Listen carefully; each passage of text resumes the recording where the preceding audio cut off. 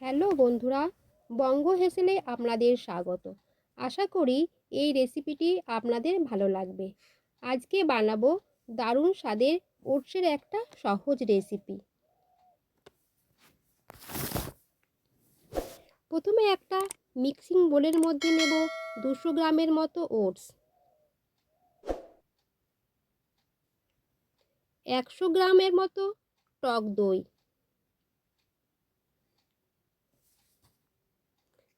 চা চামচের 4 ভাগে 1 ভাগ জিরা, 50 গ্রামের মতো সুজি,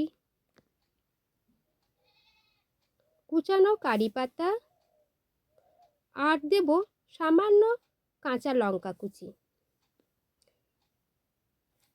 আর চা চামচের 1 চামচ বেকিং পাউডার, বেকিং সোডা কিন্তু নয়। এবার এই মিশ্রণটাকে খুব ভালো করে একটা হুইস্কির সাহায্যে মিশিয়ে নেব। খুব ভালো করে মিশিয়ে নিতে হবে।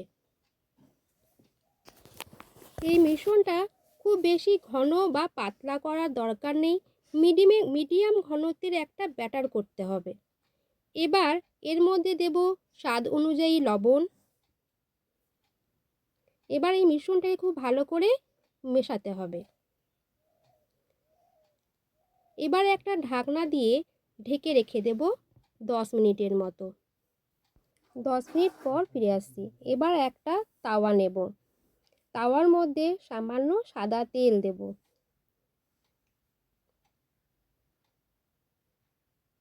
তেলটাকে ভালোভাবে গরম করে নেব। এই সময় আঁচটাকে মিডিয়াম টু লো ফ্লেমে করে নিতে হবে। এখানে আমি যে ব্যাটারটা করেছিলাম সেই ব্যাটারটাকে এবার তাওয়ার উপর, আপনারা এই রেসিপিটি ইডলি মেকারেও করতে পারেন। এইভাবে এই মিশ্রণগুলো প্যানের মধ্যে দিয়ে দেব। তারপর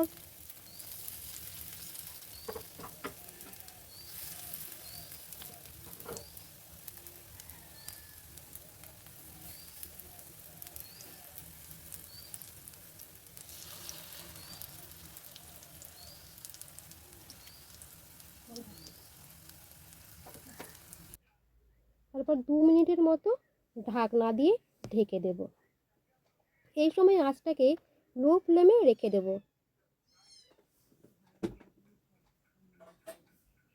2 মিনিট পর ঢাকনা খুলে ইডলিগুলোর উপর সামান্য পরিমাণে লঙ্কার গুঁড়ো ও জিরের গুঁড়ো ছড়িয়ে দেব।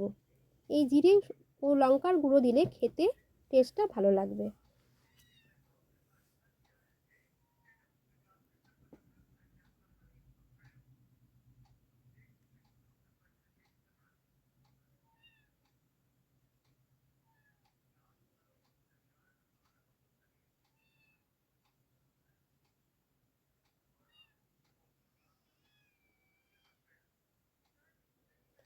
এরপর ইডলিগুলোকে উল্টে দেব।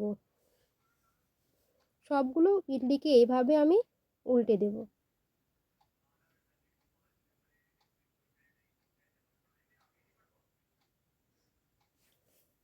ইডলিগুলো আমার উল্টানো হয়ে গেছে। এবার একটা ঢাকনা দিয়ে 2 মিনিটের মতো ঢেকে রেখে দেব। এই সময় আঁচটাকে লো ফ্লেমে করে দেব। 2 মিনিট পর ঢাকনা খুলে দেখে নেব লাল হয়েছে কিনা। আর দেখুন বন্ধুরা, কেমন ইডলিগুলো লাল করে ভাজা হয়ে গেছে। এই দারুণ স্বাদের ইডলিগুলো রেডি। আপনারা এগুলোকে ব্রেকফাস্টে খেতে পারেন অথবা বাচ্চাদের টিফিনেও দিতে পারেন। এই দারুণ স্বাদের রেসিপিটি যদি আপনাদের ভালো লেগে থাকে তাহলে আমার চ্যানেলটিকে সাবস্ক্রাইব করে দেবেন ও নতুন নতুন এরকম আরও রেসিপি পেতে বেল আইকনটি প্রেস করে দেবেন। লাইক ও শেয়ার করে পাশে থাকবেন। ভালো থাকবেন, সুস্থ থাকবেন।